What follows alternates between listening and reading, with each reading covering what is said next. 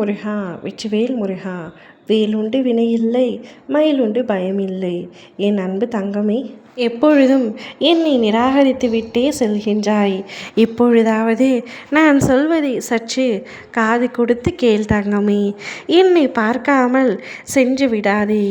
துன்பங்கள் வரும்பொழுது மட்டுமே நீ என்னை நாடி வருகின்றாய்.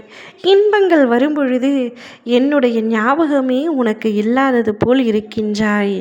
இதுவே ஒரு பிரச்சனை, ஒரு கஷ்டம் வந்தவுடன் என்னுடைய ஆலயம் தேடி ஓடி வந்து, அப்பா நீங்கள் தான் என்னை காப்பாற்ற வேண்டும், இதிலிருந்து எப்படியாவது நான் விடுதலையாக வேண்டும், இதற்கான ஒரு தீர்வை கொடுங்கள், முடிவை கொடுங்கள் என்று என்னிடம் கெஞ்சி அழுது புலம்பி கேட்கின்றாய்.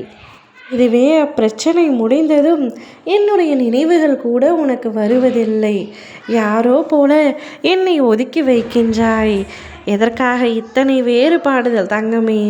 உனக்கு ஒரு நல்ல சிந்தனையை கூறுகின்றேன் கேள். நீ அனைவரையும் முழுமையாக நம்பி கிடைக்கின்றாய். சில நேரங்களில் நான் மட்டுமே உன் கண்களுக்கு புலப்படுவதில்லை.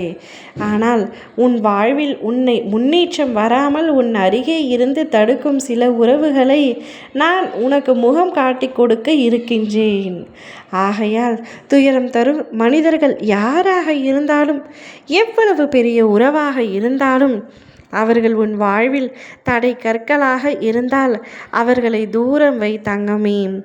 அவர்கள்தான் உன் வாழ்க்கை, அவர்கள்தான் உன் உயிர் உலகம் என்று சொல்லி கொண்டிருக்காதே. பின்பு வீணடிப்பது உன்னுடைய வாழ்க்கைதான். உன் வாழ்வில் பாதி பிரச்சனைகள் உனக்கு சரியாகிவிடும். நீ அவர்களை தூர வைத்தாலே பிறகு உன் வாழ்க்கையில் நல்ல முன்னேற்றம் அடைவாய். புரிந்து நடந்து கொள்.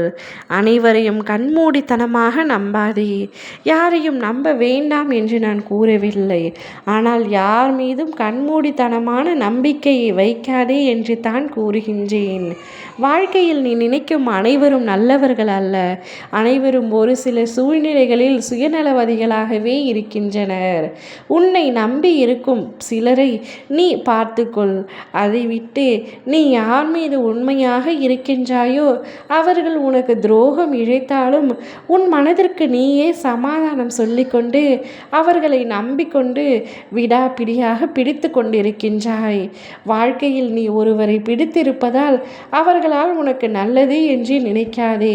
நூல் எப்பொழுது வேணாலும் அறுக்கப்படலாம்.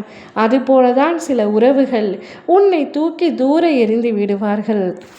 யாரையும் நீயாகவே இறுக பிடித்து கட்டி கொண்டிருக்காதே. அவர்கள் தேவை இருக்கும் வரைதான் உன்னை வைத்திருப்பார்கள். தேவை முடிந்தவுடன் விட்டு சென்று விடுவார்கள். நீ உன்னுடைய வாழ்க்கையை பார், உனக்கான முன்னேற்றத்தை பார். உனக்கென உன் குடும்பம் இருக்கின்றது.